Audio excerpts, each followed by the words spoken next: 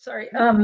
So Hal, just sort of relates to the question that was just asked. I mean, you've been involved with this for so long in so many different aspects of it. I'm just curious if you can share, or tell us about certain moments along the way where you had to deal with ontological shock. Like, what were sort of some of the key realizations you had as you progressed along the path that were just really earth-shattering for you, and how did some of these realizations affect you? I'd just be curious to hear about that. Well, it's interesting. As you know, my background in exploring these kinds of things goes back some decades. Some of the original things I got involved with, for example, at SRI, Stanford Research Institute, where I had thought of, well, as it turns out, it's interesting, actually.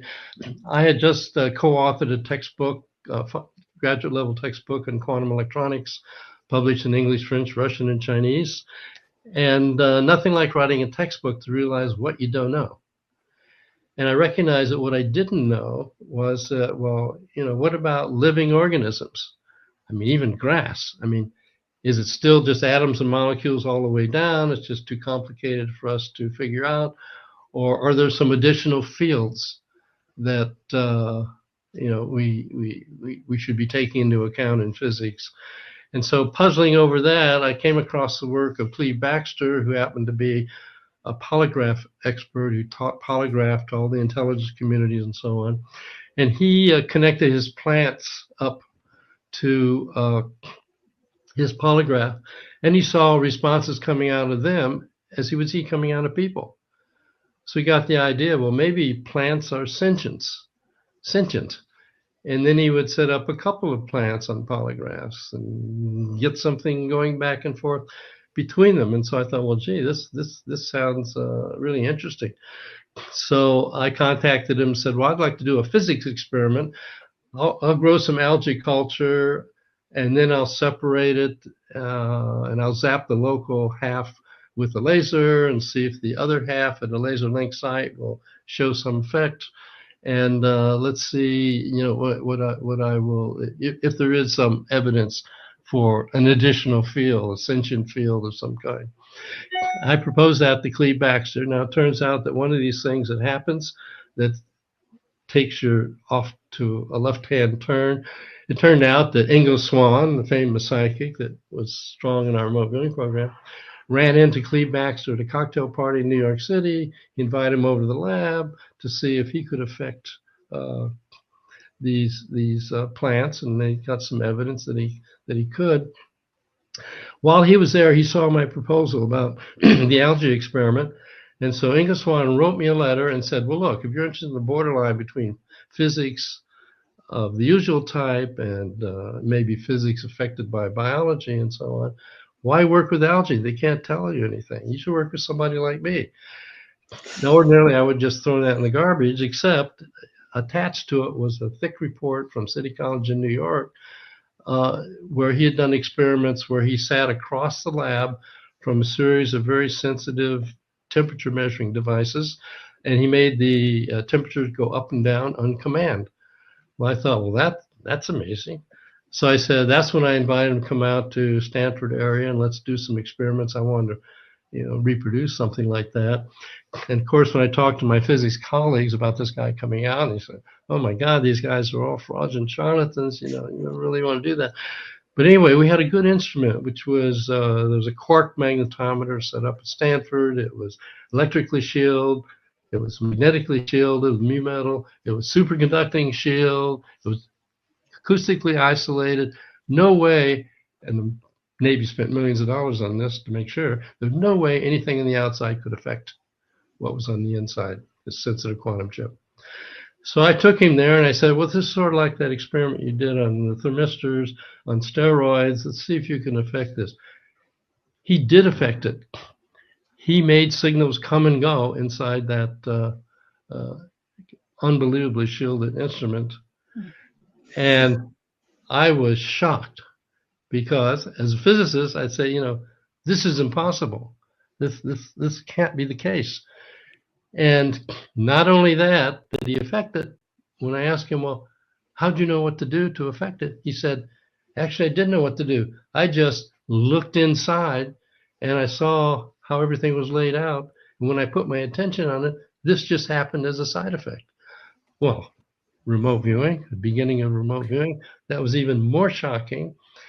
And so I wrote all that up, sent it around. That's when the CIA descended on my doorstep and said, we've got to look into this because the Russians are spending millions of dollars and no American scientists believe there is such a thing. But we looked into your background. You're a naval security NSA officer with high clearances in the past. So would you be willing to look into this? So anyway, my whole life at that point was a giant shock going forward.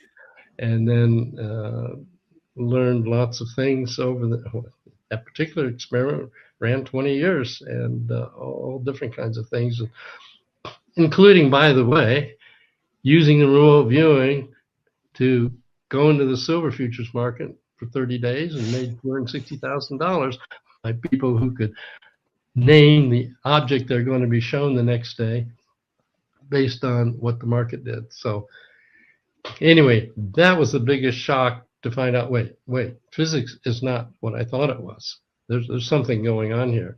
And so once my mind was open to that, then all the stuff when the UFO and the UAP stuff came along, it just fell right in line. So that's my big story on experiencing shock. Thank you. That's so fascinating. Thanks, Hal. Mm-hmm. Yeah, that's really remarkable. Let's see. So Dr. James Lakatsky, this one comes from, this is from the UFOB subreddit from Juggernaut 3550. They ask, Dr. James Lakatsky said in Skinwalkers at the Pentagon that in 2011, they penetrated the interior of a craft, but it had no fuel or fuel source. Could it be we have misunderstood and that the craft don't generate power, but redirect energy flows that exist everywhere that we cannot currently perceive, like a kayak on a choppy river? Hence, their movement is so erratic as they are surfing the energy flow. That's a really outstanding question, and I really pinned Lakatsky down. I mean, after all, he was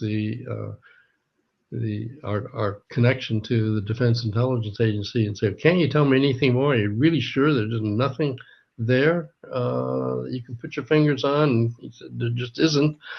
So you're kind of forced in the position of saying, okay, well, maybe it's energy is being sent from some other location, a mothership, say, and it's being used to power this craft. And there are systems like that that we use, not so exotic as UAP, but nonetheless sending energy from one location to another to create an effect. So it could be something like that. It could be even more exotic. For example, maybe the NHI inside the craft have mastered psychokinesis and they run the craft by some mental process. I mean, as far as I'm concerned, all these issues have to be on the table, can't be thrown out because they're crazy, and have to be investigated. So in the case of that particular craft, I'm just as stumped as I can be, but I think we have to think of all possibilities and chase them down to the best degree we can. Well, thank you so much for that. This has been absolutely fascinating. It's been an honor to talk to you, and I know everyone's so grateful that you took the time with us this evening. Thank you. Thank you.